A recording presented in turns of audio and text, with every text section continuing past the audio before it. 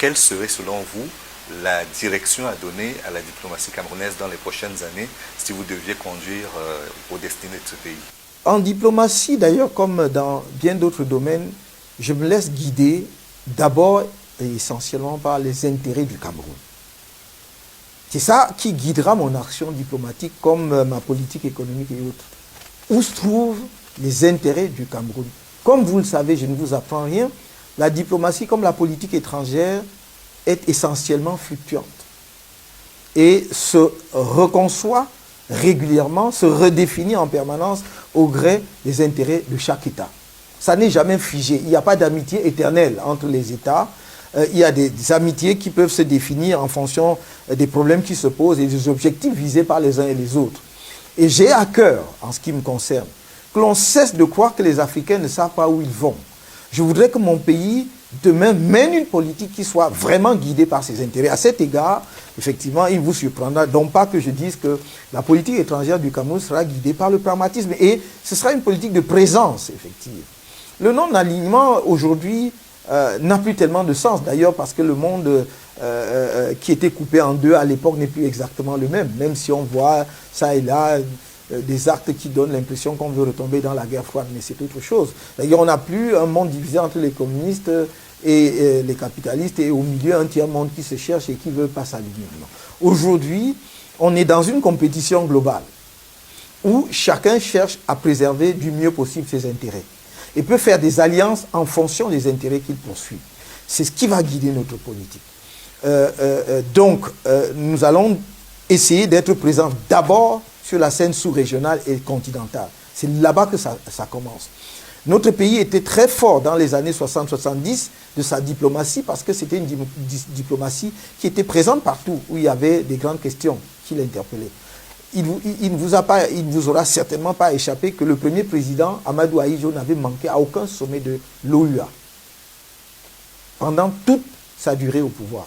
Parce que c'est là-bas qu'on rencontre les collègues africains, qu'on discute des problèmes, qu'on peut avoir justement des débuts de solutions à certaines questions. Le fait que nous ne soyons pas au niveau sous-régional, par exemple en N'Djamena, lorsqu'on a pris la décision finale sur le lieu de localisation de la bourse de valeur, nous a valu de perdre la bourse où tout le monde savait que c'était à Douala. Les études de la société financière, qui est une entité de la groupe, voilà, du groupe La Banque mondiale, savaient que c'était Douala. Tout le monde avait tiré les conclusions. Mais justement, notre déficience diplomatique, l'absence de présence a fait qu'on décide à notre place et qu'on mettre la bourse à Douala. Aujourd'hui, avec toutes les difficultés que nous avons pour obtenir justement une bourse unique en Afrique centrale et que l'on repositionne dans le pays où il doit être naturellement parce que c'est la plus grosse économie de la région. Non, je pense que nous en avons payé le prix. Le fait que notre président ne soit pas allé à la cérémonie de passation de service quand il était président sortant de l'OUA pour passer le témoin à son successeur nous a beaucoup coûté. Moi, j'ai côtoyé, permettez-moi de le dire, quelques chefs d'État et j'ai entendu des choses pas très agréables sur notre pays dues à cela. Et donc, nous allons être présents. Mais dès lors que nous avons dit que notre politique sera gouvernée par les intérêts du Cameroun, cela veut dire que même notre déploiement diplomatique, des missions diplomatiques, sera déterminé justement par les intérêts que nous poursuivons dans telle ou telle région. Il n'est, par exemple, pas tout à fait explicable que nous ne soyons pas représentés en Inde. Nous n'avons pas d'ambassade en Inde. Nous n'avons pas d'ambassade en Angola, qui est quand même un pays qui compte en Afrique, que ça plaise ou pas. Et je peux en citer d'autres.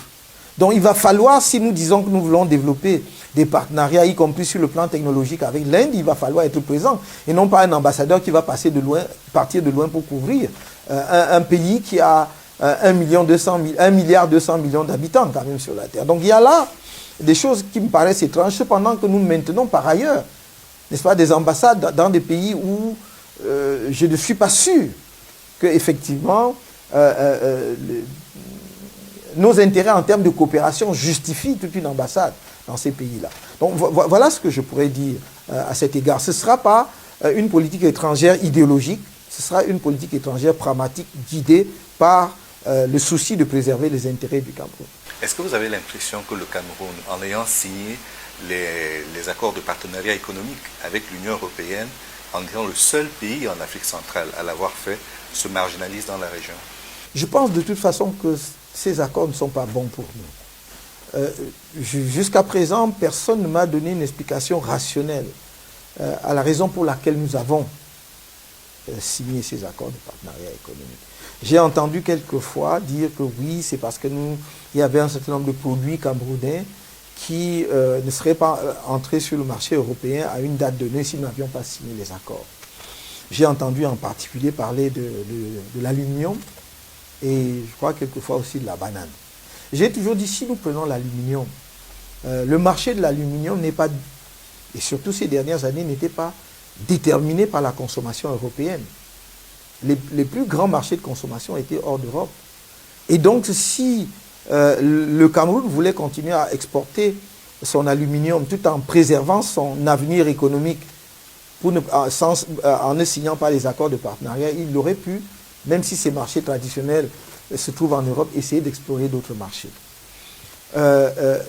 Et je continue d'ailleurs de penser que, vu d'ailleurs à quoi sert l'aluminium dans l'industrie mondiale, même s'il y a des périodes où le cours de l'aluminium plonge, c'est une matière qui est appelée à durer dans l'industrie mondiale. Et donc, parfois, il faut faire preuve de patience à cet égard. Au demeurant, toujours sur l'aluminium, si la politique de relance ou de développement de la production de l'aluminium chez nous avait été poursuivie, comme j'avais cru, moi, lorsque j'étais au gouvernement et qu'on a présenté la politique du gouvernement en la matière, moi, je sautais de joie. Lorsque je voyageais partout en Europe à l'époque, je disais aux jeunes Camerounais ingénieurs, il faut rentrer parce que le pays bouge, ça va changer. Parce que je croyais effectivement qu'on allait porter la production camerounaise de 90 000 tonnes à 300 000 tonnes, comme on le promettait, et que Rio Tinto, d'après ce qu'on m'a dit, entrevoyait même 1 million de tonnes de production au Cameroun si l'énergie le permettait. Et donc nous aurions eu un site qui nous aurait permis, par notre production, de peser sur le marché de l'aluminium et de n'être pas dépendant uniquement du marché européen. Donc l'argument, pour moi, n'est pas suffisant. Quant à la banane, je dis toujours, il faut faire attention. On ne peut donc pas compromettre l'avenir d'un pays et de toute une économie pour un seul produit. Parce qu'en dehors de cela, franchement, qu'est-ce que nous vendons à l'Europe pour dire nous avons intérêt à signer les accords de partenariat économique? Est-ce que les quelques bâtons de manioc que l'on vend à Château-Rouge qui justifient que l'on ouvre aussi largement les marchés pour tuer la petite industrie locale et quelques entreprises locales de distribution qui se mettaient en place tranquillement? Je crois que c'était une erreur et il faut savoir reconnaître les erreurs. Peut-être que le président de la République a signé sur la base de ce que ses experts lui ont dit. Mais il faudra donc qu'il réalise, et je ne suis pas le seul à le dire, et même des non-africains le disent aujourd'hui, qu'effectivement, cet accord n'est pas bon pour nous. Au-delà même du fait que l'on nous mette à l'index en Afrique centrale, pour nous, en tant que pays, ça n'est pas bon. Et c'est pour ça que j'ai toujours dit, si je suis élu président de la République, une de mes priorités, c'est de renégocier ces accords. Et de voir tous les termes qui peuvent compromettre la mise en place d'une industrie camerounaise compétitive puissent être effectivement éliminés. Évidemment, si nous ne pouvons pas le faire du tout, on sera obligé d'envisager le retrait. Parce que le retrait des traités fait partie, donc je suis juriste, fait partie des mécanismes justement prévus par le droit international lorsqu'on est parti à un accord et qu'à un moment donné, il y a un ensemble de circonstances qui ne vous permettent plus de continuer à respecter cet accord, de vous en retirer. Je ne veux pas ici citer l'exemple d'un grand pays. Nous ne sommes pas un grand pays, mais après tout, chaque pays a ses propres intérêts et donc on ne peut pas écarter cela. Restons sur le terrain de la coopération internationale pour évoquer une autre cour qui fait également beaucoup parler sur le continent africain, la Cour pénale internationale. Beaucoup estiment qu'elle n'a été utilisée que comme un instrument des pays forts et puissants pour davantage asservir les pays africains et leurs dirigeants. Quelle est votre lecture et est-ce que vous faites partie de ceux qui estiment que les pays africains devraient en sortir? Si je veux commencer par la fin, je dirais non. Une fois que j'ai répondu, j'y reviendrai pour dire pourquoi. Mais je commence par le commencement. Vous avez raison. Vous savez qu'en matière de justice, on dit toujours la justice doit être rendue, mais elle doit également être regardée comme rendue, perçue comme rendue. De nombreux Africains, et pas forcément uniquement les dirigeants africains, la jeunesse africaine voit dans la Cour pénale internationale aujourd'hui, parfois à tort d'ailleurs, un instrument effectivement entre les mains des pays puissants. Mais qu'est-ce qui crée cette impression? J'ai dit que j'ai eu la chance et le privilège d'être conseiller juridique de la délégation camerounaise à la conférence de Rome de 1998 qui a adopté les statuts de Rome. J'étais conseiller juridique de la délégation camerounaise. J'ai ensuite, au sein de la conférence, été élu, en tout cas désigné, comme membre du comité de rédaction. Donc vraiment le sein qui rédige le traité. Et quand on adoptait cette convention, tout le monde était content parce qu'on croyait qu'on mettait en place un instrument, une juridiction qui allait juger aussi bien les forts que les faibles. Donc on se disait, enfin, on a un outil qui ne sera pas entre les mains d'une partie de la communauté internationale contre une autre. Or, ce qu'on a observé dans un premier temps, c'était la réticence des pays les plus puissants, à part 2 membres permanents du Conseil de sécurité qui ont ratifié le statut de Rome, c'est-à-dire la France et la Grande-Bretagne. Aucun autre pays important, enfin puissant, au monde l'a fait. Les États-Unis, la Russie, la Chine, les 3 autres membres permanents du Conseil de sécurité ne sont pas partis au statut de Rome. Les autres grandes nations, l'Inde, l'Arabie Saoudite, l'Égypte et d'autres pays ne sont pas partis au statut de la Cour. Ça, c'est extrêmement important. Ça donne déjà une indication de la perception. Maintenant, on met en place la Cour. De nombreux États africains ont signé et plus d'une trentaine d'États africains ont ratifié, donc sont partis au statut de la Cour. Et on observe quoi? On observe que depuis la mise en place de la Cour, seuls les ressortissants africains sont jugés devant la Cour. Et là, je ne donne pas entièrement tort à la Cour, parce que les Africains y sont aussi pour quelque chose, puisque la plupart du temps, ce sont les États, des gouvernements africains qui ont déféré leurs ressortissants devant la Cour. C'est pour cela qu'on peut raisonner aussi à contrario, pour dire que l'Afrique a instrumentalisé la Cour, ou bien les gouvernements, les dirigeants africains ont instrumentalisé la Cour pour régler leurs problèmes internes. Ce n'est pas le cas pour le Soudan, par exemple. Et non, ce n'est pas le cas pour al-Bashir, mais si vous allez au Congo, en Côte d'Ivoire, à un certain nombre de pays, lorsqu'on a un opposant ou un adversaire qui était gênant, on l'a déféré devant la Cour. Donc de ce point de vue, les Africains ne sont pas bien placés pour faire des leçons à la Cour. Mais ce qui a en fait complètement perverti la perversion et le sentiment des Africains vis-à-vis de la Cour, c'est entre autres le cas al-Bashir. Je ne dis pas que c'est un dirigeant exemplaire, loin s'en faut, et je ne porte aucun jugement sur la façon dont il dirige le Soudan. Il y aurait plutôt beaucoup de choses à redire. Mais il se trouve que c'est un dirigeant, président en fonction de la République, un chef d'État en fonction. Et on le défère devant la Cour. Ce n'est pas ça qui est grave. C'est prévu dans les statuts de la Cour. Mais je signale que c'est la manière dont il a été déféré déjà qui pose problème. Le Soudan n'est pas parti au statut de Rome. Donc c'est le Conseil de sécurité qui a pris une résolution déférant M. al-Bashir devant la Cour pénale internationale. Et si je m'arrête une seconde, la question est pourquoi le Conseil de sécurité n'a-t-il fait que pour le Soudan? Alors qu'il y a d'autres régions du monde où il y a eu des rapports sur des crimes qui rentrent dans les catégories de crimes prévus dans le statut de la Cour, pour lequel le Conseil de sécurité n'a jamais pris de résolution. Au Proche-Orient, nous connaissons des États. En Amérique du Sud, nous connaissons quelques États.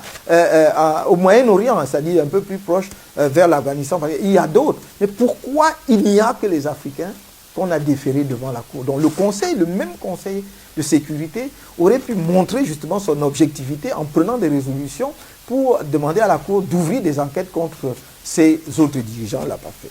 Donc, dans le cas d'al-Bashir, effectivement, ce qui a contrarié le plus les Africains, c'est que l'Union africaine, l'organisation continentale, qui est la plus proche de la crise qui sévissait au Soudan, dit, nous demandons au Conseil de sécurité d'appliquer l'article 16, d'actionner l'article 16 du statut.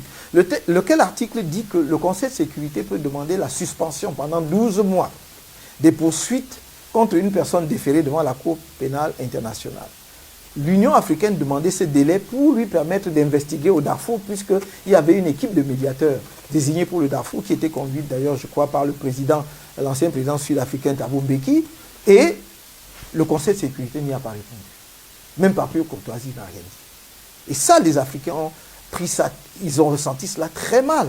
Et je les comprends, parce que ignorer, mépriser de cette façon 54 États, tout un continent, est quelque chose d'insoutenable.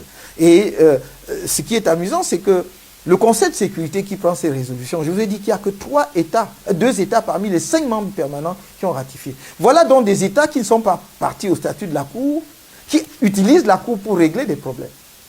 Il y a donc déjà justement un problème de légitimité, de logique, de décence. Donc tout cela a fait que les États africains vivent très mal cette situation et à un moment donné envisagent sérieusement leur retrait du statut de Rome. Mais je dis, mon conseil, si je pouvais en donner un, c'est qu'il ne faut pas se retirer du statut. Il faut, parce que nous sommes, en tant qu'État africain, de plus en plus nombreux au sein de la conférence des États partis, utiliser cela pour faire les amendements et les modifications qu'il faut. Je vous signale par exemple qu'à Kampala, j'étais à Kampala en 2010 à l'Assemblée des États partis. Les États africains ont quand même pesé avec quelques autres pays pour que l'on définisse le crime d'agression, qui avait été inscrit dans le statut de la Cour à Rome en 1998, mais sans être défini, ni les éléments d'infraction. Donc, c'est un crime qui ne pouvait pas être poursuivi puisque les éléments d'infraction n'y étaient pas. À Kampala, en Ouganda, en 2010, on a défini. Et les pays développés ont voulu un délai parce qu'ils manœuvrent toujours. Ils ont dit, bon, il faut qu'on se donne à nouveau 7 ans. C'est dans 7 ans qu'on mettra en application. Et ces 7 années sont écoulées maintenant, puisque en 2017, on avait atteint les 7 ans. Et désormais, le crime d'agression peut être mis en application. Les pays africains, d'ailleurs, sous l'impulsion du Cameroun, il faut le reconnaître, s'étaient battus à Rome pour que ce crime soit inscrit. Je dois dire que ce crime est important. Pourquoi? Parce que c'est la mère des crimes. Quand vous dites qu'il y a crime de guerre, c'est parce qu'il y a guerre. Et s'il y a guerre, c'est parce que quelqu'un déclenche la guerre, c'est parce qu'il y a une agression. C'est pour cela que nous tenions à ce que ce crime soit puni, parce que ce sont les pays les plus puissants qui déclenchent les guerres. Ce sont les pays qui ont les armes et les moyens qui déclenchent les guerres. Et si ce crime est désormais en application aujourd'hui, justement, ces dirigeants ou les dirigeants de ces pays-là qui parfois se laissent aller à l'aventure de la guerre doivent pouvoir savoir qu'ils peuvent être poursuivis sur cette base. Donc vous êtes convaincu aujourd'hui que la justice internationale a encore sa place et a sa légitimité? Je suis plus que convaincu, je crois qu'il est indispensable d'avoir justement une justice. Est-ce qu'elle a toute sa légitimité? Il faut travailler justement, mon propos c'est de dire qu'il faut travailler à construire cette légitimité. Il ne faut pas donner l'impression que la Cour est utilisée, instrumentalisée. Le sentiment est récurrent aujourd'hui parce qu'effectivement certaines personnes disent, enfin par exemple ce qui s'est passé en Côte d'Ivoire, crée un malaise, un vrai malaise. Parce qu'on avait promis quoi en Côte d'Ivoire? On avait dit, ok, on va instruire dans les 2 camps, on va faire des investigations dans les 2 camps qui ont pris part au conflit post-électoral en 2010, après 2010, quelque chose comme ça. Et on se rend compte que jusqu'à présent, il n'y a que des personnes qui étaient dans un camp qui sont à la Cour pénale internationale. Cela veut dire qu'on n'a pas pu, je ne sais pas pour quelle raison, mener les investigations nécessaires de l'autre côté. Or, dans un conflit armé, les crimes de guerre, et avec ce qu'on a découvert par exemple à l'ouest de la Côte d'Ivoire, n'est-ce pas, impliquent souvent des combattants des 2 camps. Donc on ne peut pas faire croire que seul, par exemple, le camp de l'ancien président de Côte d'Ivoire avait pu commettre des crimes. D'ailleurs, tout le monde, les rapports ont établi que de l'autre côté, des crimes avaient été également commis. Et donc ça qui met mal à l'aise beaucoup non seulement des dirigeants africains, mais des ressortissants africains, c'est de dire qu'on a l'impression qu'il y a 2 poids, 2 mesures et que la Cour est instrumentalisée. Il faut mettre un terme à cela rapidement.